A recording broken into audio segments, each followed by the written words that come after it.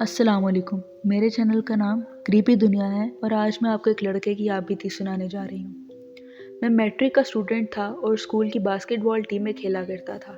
हमारा government high school काफ़ी वसी रकबा पर मबनी है। स्कूल में हर खेल का अलग मैदान है। हम सब लड़के मगरिब के बाद स्कूल इकट्ठे होते। जो लड़का पहले आ जाता वो बास्केटबॉल ग्राउंड के गिर्द लगे इलेक्ट्रिक पोल पे लगा मेन स्विच ऑन कर देता और ग्राउंड रोशनी से भर जाता। ग्राउंड के गिर्द 8 पोल नस्ब थे। गर्मियों के दिन थे, दोपहर से असर तक बारिश होती रही थी और मगरिब के बाद ठंडी ठंडी हवा चल रही थी। मगरिब की नमाज अदा की, मैंने बास्केटबॉल उठाई और प्रैक्टिस के लिए स्कूल चला गया। स्कूल के गेट पे मुझे कोई लड़का ना मिला। मैंने कुछ मिनट इंतजार के बाद जालीदार गेट में लगे छोटे दरवाजे से स्कूल के अंदर दाखिल हो गया। मैं सीधा बास्केटबॉल ग्राउंड गया। जैसे ही मैंने ग्राउंड में पाँव रखा, एक पोल की लाइट रोशन हो गई। मैं चौंक सा गया और हैरान होकर पोल की तरफ देखने लगा। इसी वक्त एक एक करके सब पोल्स के बल्ब रोशन हो गए। मेरी हैरानी ये सोच के ख़त्म हो गई कि शायद मुझसे पहले कोई लड़के ने आके मेन स्विच ऑन किया होगा और लाइट ना होगी। अंधेरे में ठहरने की बजाय शायद वो चला गया हो और अब लाइट आ गई है, इसलिए पोल्स की लाइट्स ऑन हो गई हैं। मैंने ये सोचकर अपनी प्रैक्टिस शुरू कर दी। कुछ देर में और लड़कों की बोलने की आवाज़ें आने लग गई।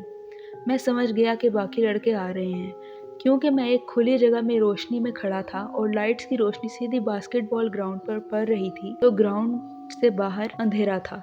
जैसे ही वो लड़के ग्राउंड में दाखिल हुए, अचानक पोल लाइट्स ऑफ हो गई और ग्राउंड में अंधेरा छा गया। हम समझे बिजली गई है, मगर स्कूल के बाहर सड़क और लोगों के घरों की रोशन बल्ब बिजली होने का एहसास दिला रहे थे। एक लड़का आगे बढ़ा और पोल पे लगा मेन स्विच ऑन कर दिया। बल्ब रोशन हो गए, ग्राउंड दोबारा रोशन हो गया।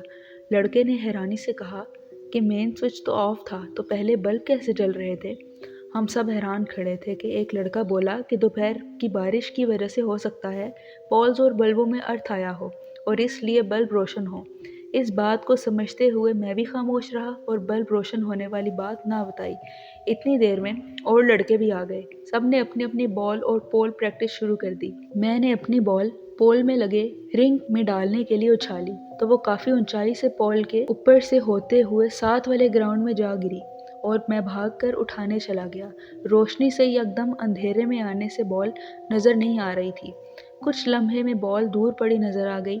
मैं बॉल उठा के वापस ग्राउंड आ गया। मैंने दोबारा रिंग के लिए बॉल उछाली।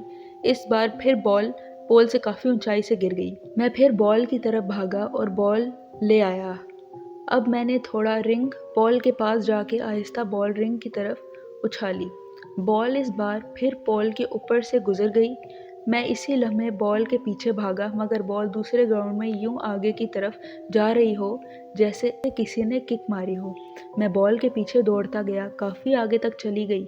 मैं हैरानी से भागता हुआ बॉल तक पहुंचा और झुककर बॉल उठाने के लिए हाथ आगे बढ़ाए। बॉल पे जैसे मेरे हाथ पड़े, मुझे बॉल के साथ किसी के पाँव नजर आए। मैंने लाशऊरी तौर पे बॉल उठा के पीछे हटते पाँव से ऊपर टांगों की तरफ देखा। मेरी पूरी थोड़ी ऊपर हो गई, मगर टांगों का साइज ना खत्म हुआ। मैं डर के मारे वापस भागा। वापस बास्केटबॉल ग्राउंड तक आते आते मुड़कर कई बार देखा, मगर टांगे ही नजर आईं। रोशनी के पास आके फिर मुड़कर देखा तो पीछे कुछ ना था। तो कहानी यहीं ख़त्म होती है। आपको पसंद आए तो सब्सक्राइब लाजमी कीजिएगा। अल्लाह हाफिज़।